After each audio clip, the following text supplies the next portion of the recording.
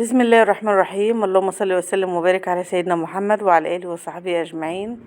السلام عليكم ورحمة الله وبركاته. ازيكم حبايبي؟ عاملين ايه؟ يا رب تكونوا بألف خير وصحة وسعادة. وحشوني كتير كتير. طبعا اكيد كل اللي متابعني من زمان وعارفني ان انا بقالي اكتر من 3 شهور او 3 شهور مش بصور ولا بشتغل على القناة. ان شاء الله نبدأ مع بعض صفحة جديدة، ونبدأ نرجع تاني نقف على رجلينا، ونبدأ نشتغل على القناة من تاني، وننزل فيديوهات تاني كل يوم زي الأول وأحسن بإذن الله. بس محتاجة دعواتكم معايا ودعمكم ليا وتعليقاتكم الحلوة. ربنا ما يحرمني منكم أبدا يا رب. أحلى اخوات في الدنيا، ربنا يبارك فيكم يا رب، ما تحرمش منكم بجد بجد. يعني عايزة اقول لكم اللي شجعني وخلاني ان انا ارجع تاني اشتغل على القناة من تاني. لان انا اكتشفت ان في ناس كتير انا ما كنتش عمري اتخيل ولا اتوقع ان هم متابعيني وبيتفرجوا على القناة بتاعتي ويتفرجوا على فيديوهاتي ومبسوطين منها ومبسوطين من الفيديوهات بتاعتي. بجد بجد والله العظيم هو ده اللي حمسني، هو ده اللي شجعني ان انا ارجع اصور من جديد وارجع اصور تاني واشتغل على القناة. بجد حب الناس ده نعمة كبيرة قوي من عند ربنا.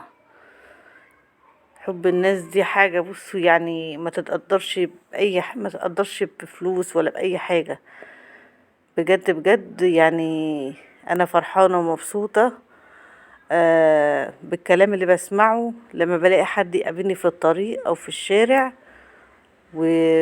ويكلمني عن القناة بتاعتي والفيديوهات بتاعتي. وانا يعني عمري ما كنت اتخيل ان الانسان اللي قدامي ده يعرف حاجة عن القناة بتاعتي او يعرف ان انا فاتحة قناة من اساسه.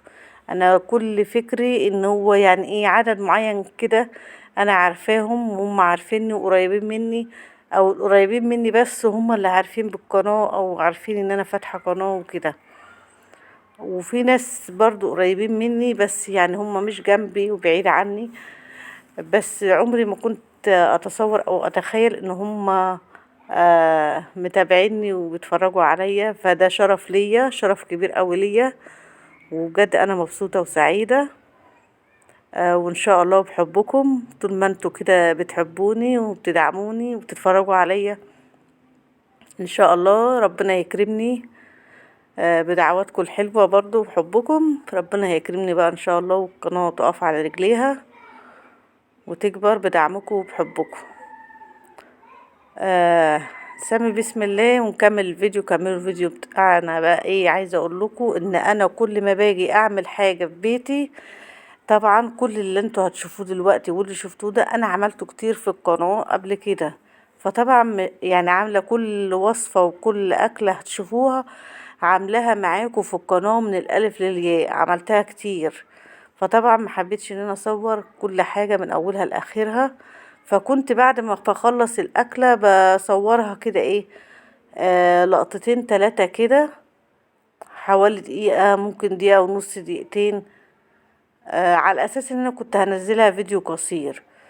وعلى اساس برضو ان انا يعني ايه اتعودت على التصوير، اتعودت لما اكون عاملة اكلة حلوة ولا عاملة حاجة في بيتي اتعودت ان انا اصور. فما كنتش بصور الحاجة كلها، كنت بصورها زي ما انتم شايفين كده. ايه رأيكم في الجمال ده؟ اولا في اول الفيديو ده كان سمك يعني كده، كنت شارياه في قلب بعضه، كبير في صغير في قلب بعضه كده، وقلنا نشويه ونعمل جنبه شوية رز كده ببصل، رز صيادية يعني، وسلطة. وكله فضل ونعمة من عندك يا رب. أكلة بسيطة كده على قد الإيد. فطبعا أنا كتمت الصوت عشان خاطر ما كنتش أنا لوحدي اللي كنت قاعدة، وما كنتش عارفة أتكلم، مش واخدة حريتي يعني بمعنى أصح في الكلام. عشان كان ولادي حواليا وجوزي وكده. محدش حاجة، بس انا بتحرج، ما بعرفش اقول اللي جوايا، ما بعرفش اطلع اللي جوايا، او اقول اللي كل اللي نفسي فيه بيكون حد جنبي. فقلت اسجل لكم بقى صوت على الفيديو، نصور تصوير عادي وكلنا موجودين وكلهم موجودين حواليا، بس ايه قلت ابقى اسجل انا الصوت بعدين براحتي يعني. دي بقى ايه؟ دي المنين بالعجوة، كعب الغزال، القراقيش بالعجوة، زي ما تسموها، كل بلد ولها ايه اسم. ودي قراقيش سادة. ده كله، كل اللي انتوا شفتوه ده من كيلو واحد دقيق، قسما بالله كيلو واحد دقيق. وعملت برضو القراقيش دي والمنين بالعجوة ده، عملته معاكم في القناة اكتر من مرة. ايه رأيكم في الجمال ده؟ اظن بقى كده الجمال عدى الكلام. حاجة كده تحفة، ومش عايزة اقول لكم على الطعم، الصورة بتتكلم عن نفسها. قسما بالله عايزة اقول لكم ما باتوش، يعني اللي انتوا شفتوهم دول ما باتوش في الشقة اصلا، لا سادة. وبالذات بقى اللي بالعجوة ديت، عايزة اقول لكم خلصت قبل السادة. بألف هنا وشفا لكل اللي كل. فده مقطع بس كده، يعني ايه الشكل النهائي للحاجة اللي انا بعملها. كان عندي امل برضو ان انا ايه هنزل فيديوهات، يعني كل ما اجي اعمل اكله اصور الشكل النهائي بتاعها لقطتين 3 كده. من كتر حبي في التصوير وان انا اتعودت ان انا اصور. كان برضو عندي امل، قلت يعني ايه يمكن اجي في يوم من الايام ولا حاجه وايه، وربنا يصلح لي حالي ويهديني ان انا ارجع اصور تاني. فالحمد لله، احمدك يا رب، اشكر فضلك. ده بقى بانيه. ده كانت فرخة، يعني كنت جايبة فراخ وخدت الأجنحة بتاعتها، بس الفراخ دي أنا جايباها، ما كنتش جايباها في الغلا اللي احنا فيه دلوقتي، الغلا الفاحش ده. كانتش الفراخ وصلت للسعر اللي احنا فيه ده. يعني ربنا يسترها علينا وعلى أولادنا على الأيام اللي جاية. الفراخ دي أنا كنت جايباها، كان أياميها كان الكيلو ب47 جنيه. كنت جايبة فراخ يعني كمية كده وقلت احطها في الفريزر تبقى عندي بتاع الشهر. فخدت الاجنحه كلها، قلت اعملها لهم ايه زي كنتاكي كده، زي الدبابيس. وخدت صدر فرخه عملته بانيه. ده الطبقين اللي انتوا شايفينهم دول صدر فرخه واحده، بس كانت فرخه كبيره يعني.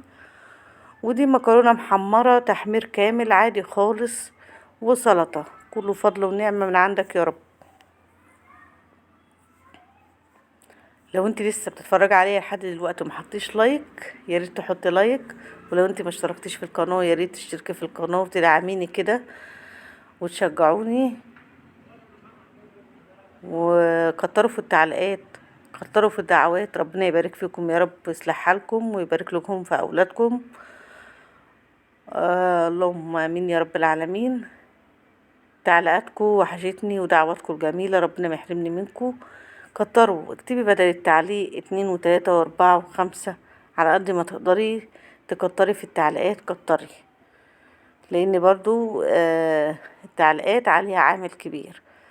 فكتروا من التعليقات، كتروا من الدعوات. ربنا يبارك فيكم يا رب، ويبارك لكم في اولادكم. دي مهلبية بالمانجا.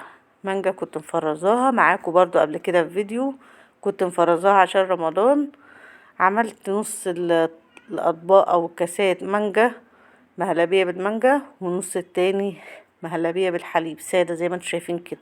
ودي قطع مانجا برضو كنت مخزناها، برضو قطع كده كنت مقطعاها مكعبات كده، طلعتها وزينت بيها اي نوع فاكهة الموجود عندك، مش شرط المانجا يعني. اي نوع فاكهة الموجود عندك. انا اللي كان عندي ساعتها كانت هي المانجا دي، طلعتها زي ما انتم شايفين كده. عايزة اقول لكم ده برضو من غير تصوير، يعني بحب ان انا اصور كل حاجة بعملها. والحمد لله، احمدك يا رب واشكر فضلك على نعمتك. كل اللي بيتفرج عليا، لو انت فعلا بتحبيني، بتحبي تتفرجي عليا وعلى فيديوهاتي، يا ريت تشتركي في القناة. لو انت مش مشتركة، اشتركي من تليفونك، تليفون ابنك، تليفون بنتك. حطي لايك من كل التليفونات اللي عندك. بجد بجد نفسي قناتي تكبر، نفسي قناتي تتشاف، مش اكتر من كده. نفسي احس ان تعبي ما راحش على الارض. نفسي احس ان انا بتعب وبلاقي. هو ده يعني اللي انا نفسي فيه، هو ده حلمي ده حلمي بجد والله. القناة دي خدت مني كتير قوي.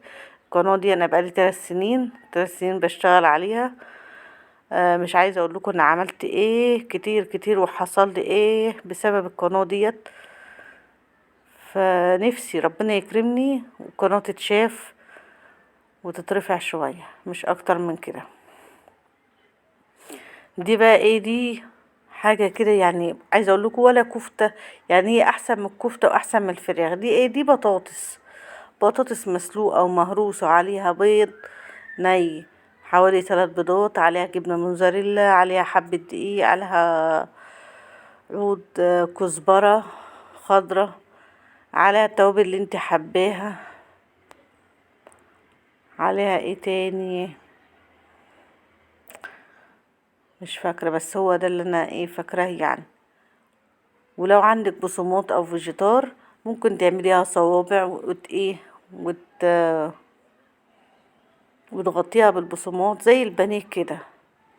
ما عندكيش بقى بصمات او فيجيتار، انا حطيت حبة دقيق يمسكوها يعني شوية، تبقى ماسكة شوية مش اكتر. وعايزه اقول لكم يعني هي في الطعم يعني ايه، زي طعم القرنبيط كده، زي ما بتيجي تقلي القرنبيط كده وتاكليه بتبقى زي القرنبيط، بتبقى تحفه وجميله واحلى من القرنبيط كمان. وصفه سهله وبسيطه ومش مكلفه وفي نفس الوقت يعني ايه موازيه ومفيده لاولادنا. هنا بقى عملت ايه برضو في يوم لوحده، ده نص كيلو دقيق عملته بصمات. ايه رأيكم بقى؟ والله زي بتاع الافران واحلى كمان. اللي بيجيبوه من الافران بيكون زي ده ولا غير ده؟ كوباية شاي بقى سادة، كوباية شاي بحليب، اللي نفسك فيه. نص كيلو دقيق ما بياخدش اي ولا لبن ولا سمنة ولا اي حاجة. نص كيلو دقيق هنحط له نص مج من الزيت وحبة ملح، مش اكتر من كده. ولا بياخد وقت ولا تخمير ولا اي حاجة خالص، سهل وبسيط خالص. عملته برضو معاكم في القناة اكتر من مرة، عملته كتير، فعشان كده انا مش حابة اعيد اللي انا عملته في القناة عشان ما تزهقوش وتملوا يعني.